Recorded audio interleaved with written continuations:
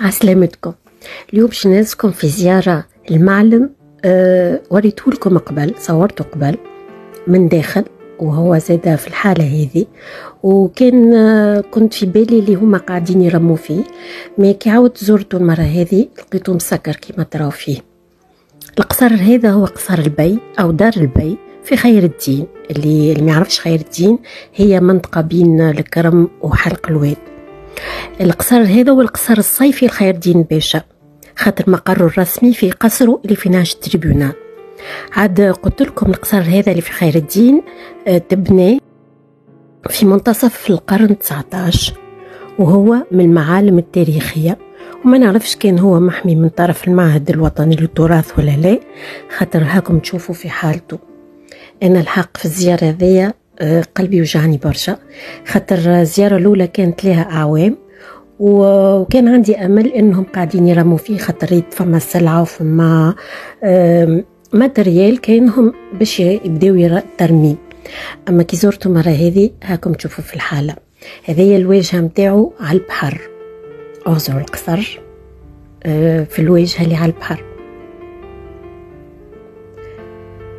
حسيلو أنا علي التصوير وانتم عليكم التعليق، خاطر الحق ما لقيتش كلام يعبر ولا يوصف علي قاعدة نشوف فيه هنا توا.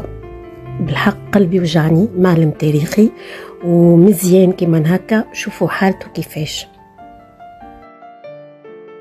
اللي لاحظته زادة اللي بحث على قصر، نعرفش هي تابعة القصر ولا لا، هاكم تشوفوا في البني فما شكون قاعد يبني، منيش عارفة البارتي هذيك تابعة القصر ولا لا. قاعدين فوتوا فيها باعوها ولا لا، ما نعرفش. حسيلو انا هاك عليا التصوير وانتم علقوا، اللي يعرف حاجه يقولها لنا.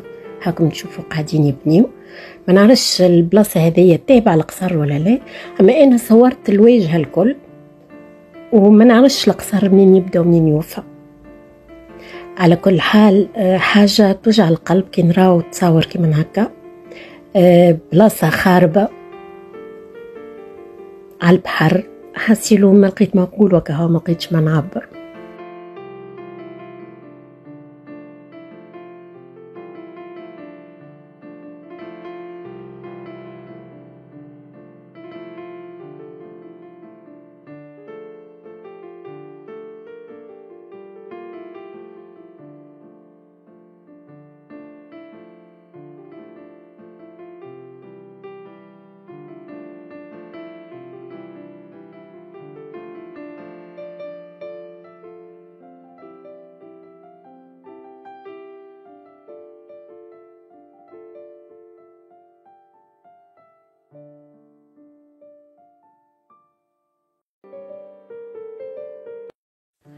لهنا زيارتنا توفى على أمل نلقاو شكون يجاوبنا ويقولنا شنو مصير القصر هذا، وهل ناويين يرموه ولا لا، ولا ناويين يفوتوا فيه.